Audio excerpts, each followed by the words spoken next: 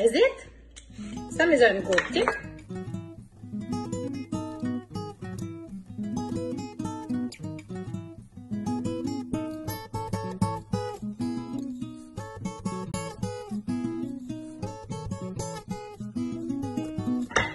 Tomātu.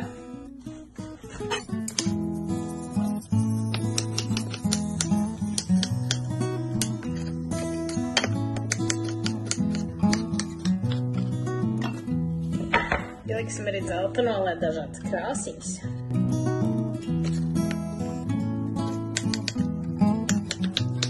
Noteikti šeit var būt arī paprika.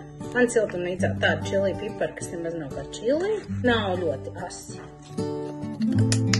Šeit noteikti var likt klāt arī skābētus marinētus gurķus, papriku.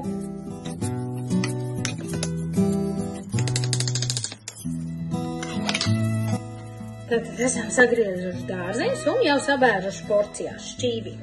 Tālāk ņemam blenderi, lejam sulu.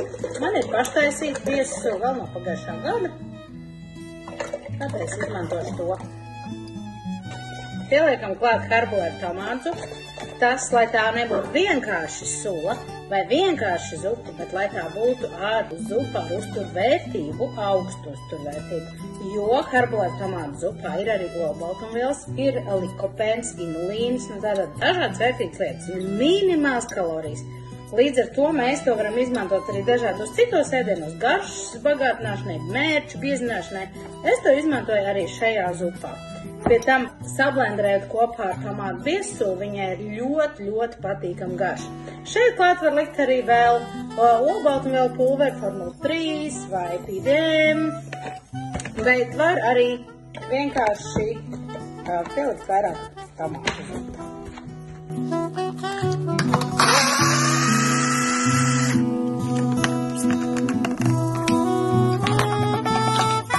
Pārlējam pa virsu uz sagrieztajiem dārziņiem.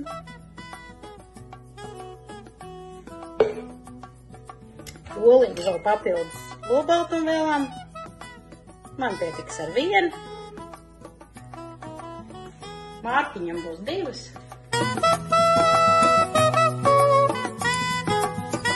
Un, protams, zaļumiņi. Dilītis, baziliks.